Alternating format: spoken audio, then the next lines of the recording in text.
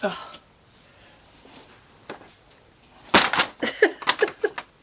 Lord. Oh, there's my workout for the day.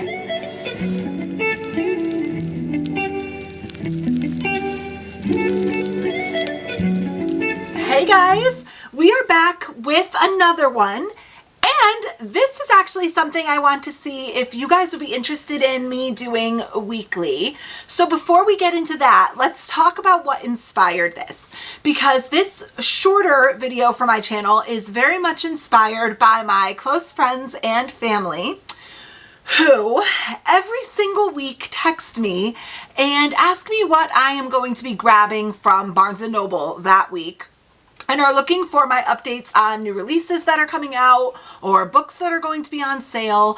Basically saying like, what's the tea at Barnes & Noble this week? So I was thinking, inspired by them, that we could start doing a shorter weekly video or bi-weekly, depending on the release schedule, of what I grab at Barnes & Noble every few weeks and do more shorter hauls instead of doing, twice a year 50 book hauls. So comment below if this is something that works for you guys and if you like it, because sometimes when I do my hauls every 6 months, if I'm talking about a book that released 6 months ago, that doesn't, it helps, but it doesn't really help you guys. At least now if I say like, hey guys, this is a book that I picked up this week. It released 2 days ago. Go grab it. The ability to have it in like a shorter format will allow me to record, edit, and post possibly even in the same day. So it's a little bit more like up to the minute information for you. And the reason why I like that so much is because that's kind of the same as what my friends and family are texting me for. Like they expect to text me and be like, what's the new releases this week? And is it anything good? Like, what are you grabbing? And I get back to them within 15 minutes. So hopefully if I'm able to record a shorter form video, edit and upload in the same day, and the new releases are still new releases, you guys can run out and go grab them. So this one that we are going to be doing today is actually what I grabbed last week and today. So let's talk about it. Okay, so if you are a book fan, you know that Tuesdays are publication days, which means that the new releases are released on Tuesdays. Every once in a while, if it's not what's called a strict sale, if a book is on strict sale, that means they are not allowed to put it out early. It has to go strictly on sale on the day that it was supposed to be. If it's not a strict sale book, every once in a while, you might wander your way into a bookstore like Barnes & Noble and find a book on the shelves a couple of days, maybe even like a couple of weeks early. But most strict sale books are the most popular, the most anticipated books that are coming out that day. And publication day is Tuesday. So you're going to find Barnes & Noble putting all their new releases out every single Tuesday. So you have one guess as to where I am at least wandering through for a few minutes every single Tuesday of every single week. Barnes & Noble. Good guess, guys. Good guess. You're catching on. So today is Tuesday, January 9th, and I actually just made my way back from Barnes & Noble. There were actually 2 new releases I was grabbing today. And this morning I woke up and I had 3 texts from friends and family saying, what are the new releases today? What are you grabbing? Like, what are you getting? Would it be something I'd be interested in? So let's talk about what I got today and last Tuesday. Okay, so the first book that released last Tuesday that I definitely wanted to take a trip into Barnes & Noble to grab is A Fragile Enchantment by Allison Saft. So this is a YA Regency fantasy, I believe. I'm going to be completely honest with you. Here's the theme again of my videos. I know next to nothing about most of these books, and this in particular was just a cover purchase because this cover, I don't know if it's like the pastel colors, the characters on the cover, I don't know what it is. But does this book not just like suck you in? So this says, oh my gosh, it's even beautiful on the inside. This has, oh, what a beautiful edition. Barnes & Noble is really stepping up their B&N exclusives, and I have a couple other books that I want to talk about the quality too, but they're really stepping up their designs, I think. So this says, transporting readers to a Regency England-inspired fantasy world, A Fragile Enchantment is a sweeping romance threaded with intrigue, unforgettable characters, and a love story for the ages. Now, I am, obviously, American. And this book is English, but this name I believe is Irish or Scottish.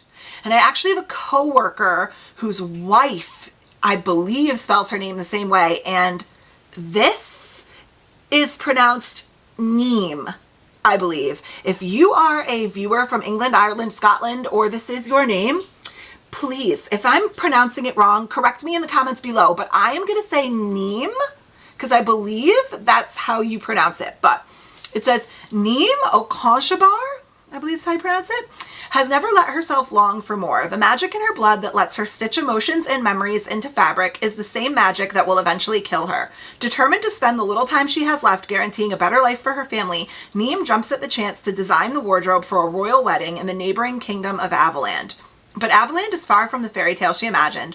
While young nobles attend candlelit balls and elegant garden parties, unrest brews among the working class. The groom himself, Kit Carmine, is prickly, abrasive, and begrudgingly being dragged to the altar as a political pawn. But when Neem and Kit grow closer, an unlikely friendship blossoms into something more until an anonymous gossip columnist starts buzzing about their chemistry, promising to leave them alone only if Neem helps to uncover the royal family's secrets. The rot at the heart of Avaland runs deep, but exposing it could risk a future she never let herself dream of and a love she never thought possible.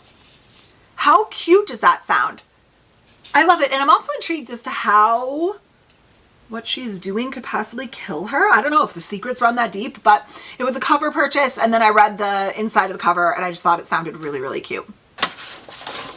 The next book I grabbed was actually part of the 50% hardcover sale, and I didn't grab it because, like I said, I did 100% of my shopping in store, and although it said that it was available in the store on the day that I went, somebody must have been walking around with it in their car, or for whatever reason they just sold out and it wasn't there. So I went to Barnes & Noble last week to grab a couple of new releases, including a Fragile Enchantment, and I guess they restocked because The Secret Book of Floral by Patty Callahan Henry was back on the shelves.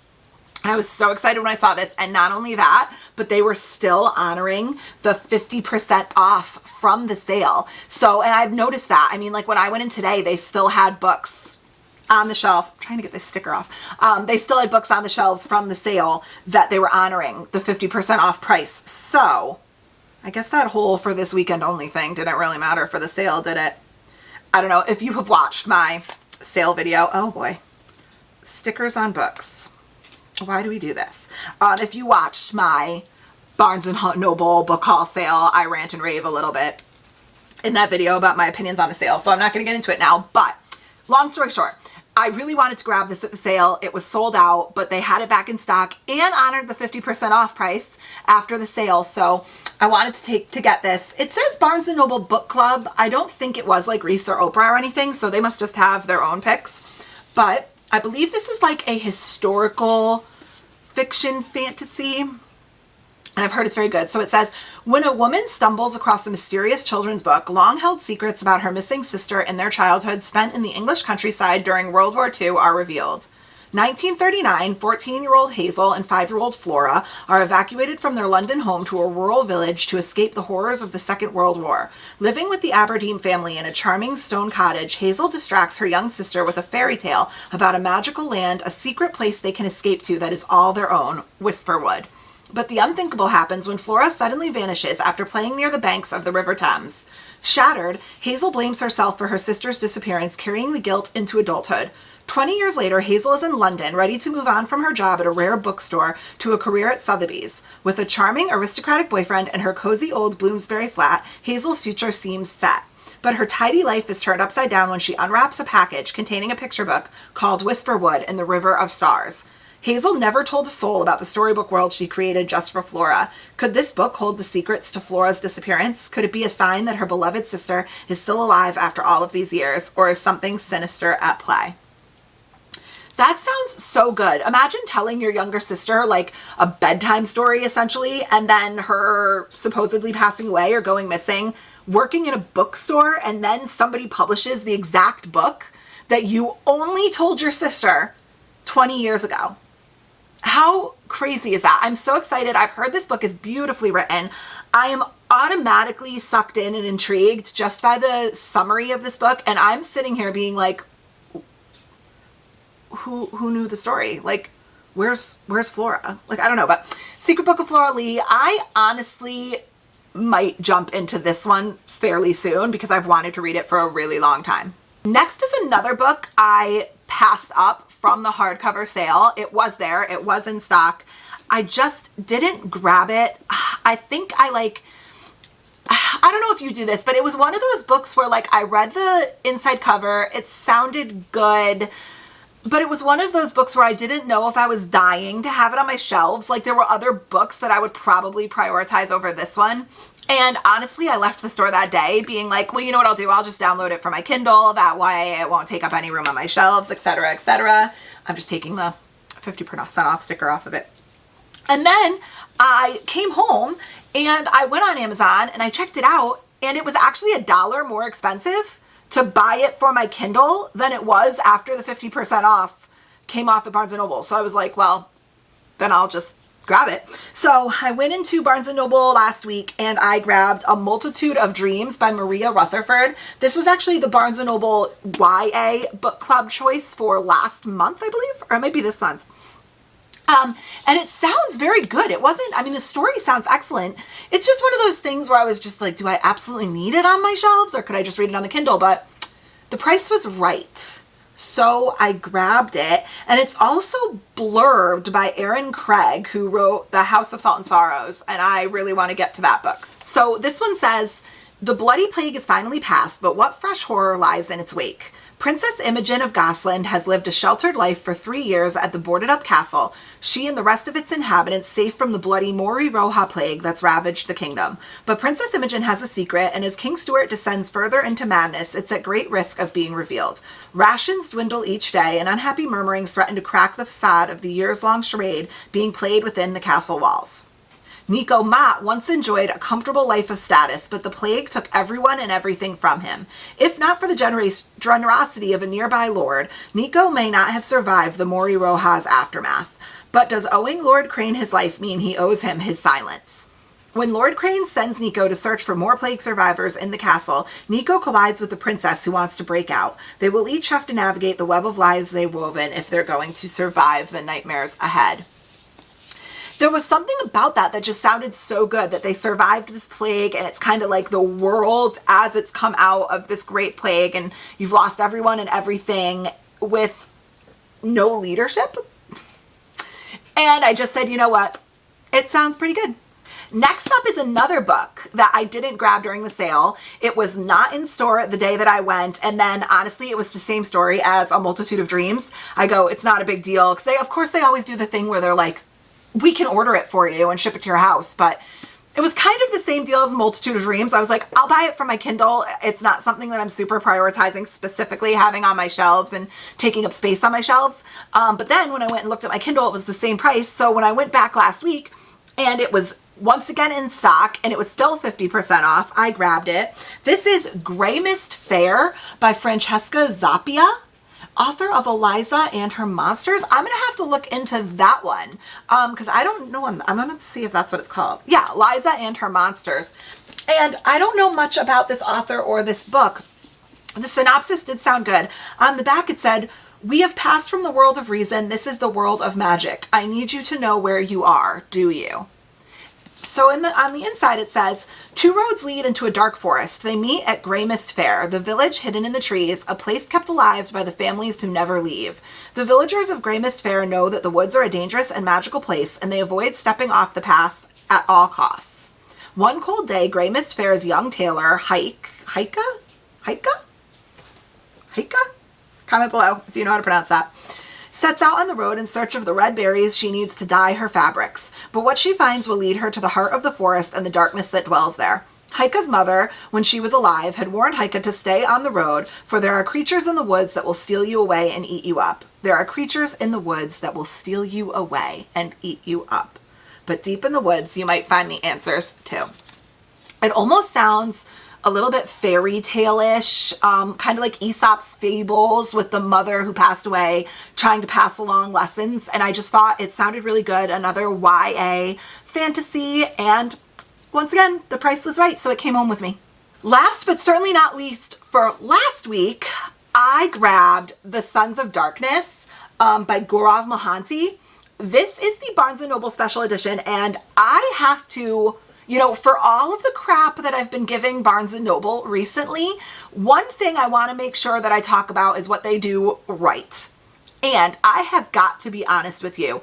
The Barnes & Noble special editions that are rolling out this year are next level. Like, I don't know who is now designing the special editions for Barnes & Noble, but they stepped their game up in a very good direction. You know, Waterstones in the UK is owned by Barnes & Noble. The same company owns both. And I always would look at Waterstone's app, right? And the special editions that rolled out at Waterstones were just so gorgeous. And I was like, why don't we have anything like that coming to Barnes & Noble?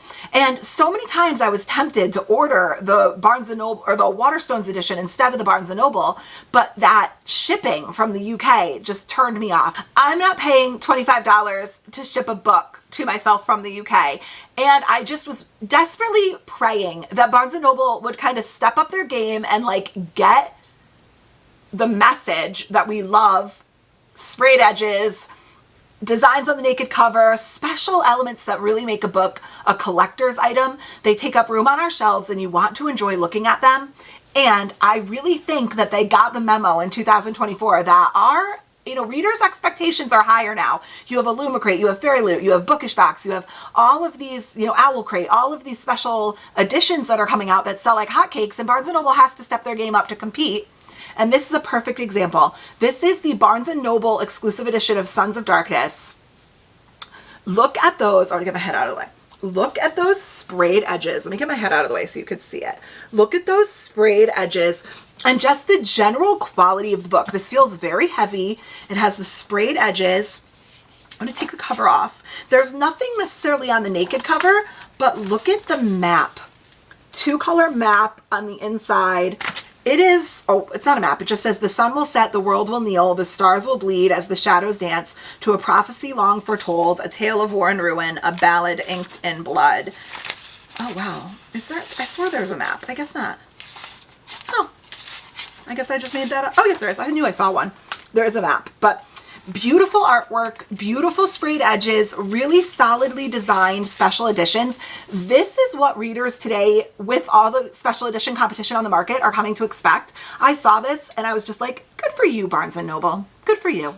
So like I said, this is Sons of Darkness by Gaurav Mohanty. I've never read anything by him. This one says, some ballads are inked in blood, bled dry by violent confrontations with the Magadhan Empire. The Mathuran Republic simmers on the brink of oblivion. Senator Krishna and his third wife, Satyabhama? Help me. Satyabhama? I think? Have put their plans in motion, both within and beyond the Republic's blood-soaked borders, to protect it from total annihilation. But they are soon to discover that neither gold nor alliances last forever, and that they are not the only players on the board. Mati, pirate princess of Kalinga, has decided to mend her ways and become a good wife. But old habits die hard, especially when one habitually uses murder to settle old scores. Brooding and beautiful Karna hopes to bury his brutal past, but finds that destiny is a miser when it comes to granting second chances. Hero turned torturer, Shakuni, limps through a path of daggers. Meanwhile, his foes and woes multiply, leaving little time for vengeance. Their lives are about to become yet more difficult as a cast of sinister queens, naive kings, pious assassins, and ravenous princes are converging where the Sons of Darkness is prophesied to rise, even as forgotten gods prepare to play their hand. So, while I'm reading that, in fairness, this sounds a little bit more like epic high fantasy than I tend to go. I'm not hinting at any like romantasy. This seems like an epic high fantasy. I don't read a ton of those, but I have been wanting to try to branch out and find some that I love, and I have heard that the writing in this is absolutely stunning. I believe Gaurav Mohanty has quite the life too. I believe he's pretty fascinating. He lives in Bhubaneswar, the city of temples. Graduated as a gold medalist from law school, so he's a lawyer. I think this is going to be very intelligently written. I'm hoping that I could take it all in and that I really do find a book that gets me into high fantasy. So that is what I got last week, and that takes us into the books that I actually purchased today. Today was a little bit of a smaller trip. There wasn't as many new releases that I just was dying to have today, but there were two. I did pick up the two, in my opinion, most hyped up new releases for this week, and that is The Atlas Complex by Olive Blake. This is the third book in the Atlas 6 series. Is there like an actual... I don't know what the actual name for the series is, but this is the third book. I do own Atlas 6 and Atlas Paradox, which are the first and second books, and I have not read them yet. I did recently, in the last couple of months, read my first Olive Blake. I read One for My Enemy, which was a Shakespearean Romeo and Juliet retelling, and it was very, very good. Her writing is incredibly poetic and complex, and I'm not going to compare them to her other works because I could tell that she was taking on a very Shakespearean prose, I'm assuming specifically for that Shakespearean retelling. So I'm not going to go ahead and say that all of her writing is going to be in a similar lyrical style, but this series very much intrigues me because this is, I believe, a dark academia series. I'm not going to read the back of this one because this is obviously the third and final book in the trilogy. But if you are interested, you can go on to Barnes & Noble, Amazon, anywhere, and you could read the summary for the Atlas 6, and it will tell you a little bit more about the series. Last but not least, this is the book that I woke up this morning thinking about. I've been anticipating this book for several months since I first saw it, and I rushed to Barnes & Noble, really praying that it wasn't going to sell out, and that is The Sanctuary of the Shadow by Aurora Asher. This is the first book in what I believe is going to be a trilogy, I think. Question mark? I'm not sure, but this is another example of Barnes & Noble's special editions this year. Look at how beautiful the sprayed edges are. I don't know if you can see that. So pretty. Just a really beautiful book. It's very heavy. It has the designs on the end pages. I don't know if there's anything on the hardcover. Oh, there is. That's really pretty. The gold foil on the hardcover. And this is a romantasy that the summary just seems like it's right up my alley. So it says, enter at your own risk and discover the greatest show unearthed in this explosive, darkly imaginative debut fantasy. For humans, the circus is a place filled with wonder and amazement. For Harrow, though, it's a place to hide from those who slaughtered her entire clan. Disguising her abilities as part of her act has kept her true identity safe for years, until he arrives. A strange new attraction with no name, no memory of who or even what he is, let alone an explanation for his odd yet deadly powers. But beneath the layers of anger and isolation, one glimpse into his inky eyes reveals a soul that calls out to the loneliness in her own, and so she chooses him. Harrow is drawn to the darkness, to her insatiable need to soothe the beast who threatens their very existence. But with every secret she unlocks from his past, another from hers whispers free as well, luring enemies who will stop at nothing to get their final revenge on Harrow, and she's afraid she's given them the perfect weapon against her because he is not what he seems. But maybe it's time they finally learn neither is she. I just thought, what a great concept that this girl who has some sort of magical abilities is using being a circus performer as a way to hide it. It's her act, which is such a great concept. And I'm very intrigued to see how the romance plays out in this. So this was the book that really, really drew me to Barnes & Noble today. So there you have it, guys. Here's our stack from the last 2 weeks of new release purchases at Barnes & Noble. I do hope, as I drop them all, let's hope not. I do hope that you like this format. I'm really interested to hear what you have to say. So tell me in the comments below, what interests you more? And by the way, I'm not saying that I'll never do a long haul, these are the books I've been collecting over 6 months, 50 plus book haul again. I certainly will. But like I said before, I just find that giving you more up to the date, thumb on the pulse info is probably more beneficial for everyone, because if you see any of these books that I've gotten in the last 2 weeks that were new releases that sound good to you, go get them. Get in your car, drive over, go grab them. They're on the shelves. They're new. And a caveat that Barnes & Noble also always makes about particularly these special editions is that typically this particular design with the stenciled edges, the sprayed edges, the cover art, sometimes extra chapters, extra content. It is the first print only. So if you go and buy this 6 months from now, it might just look like a standard regular edition, which is fine. The story is the same. But if you prioritize a beautifully designed book like I do, it might not always be guaranteed to continually be printed this way. So if I do a book haul 6 months from now, you might not be able to get the version that I'm showing you anymore. And that seems that doesn't sound fun. So I hope you like this newer, shorter, more up to the minute format. Please comment below if this is for you, and please tell me if this isn't. Please tell me like, nah, I didn't like this. I like when you have the 50 books. I don't care that it might be, books you purchased 6 months ago, but that's it, guys, and I hope to make this a weekly series, so hopefully I'm catching you either next week or the week after with purchases that I'm grabbing that day. Please tell me what books that you've gotten that might be new releases that I should go and pick up.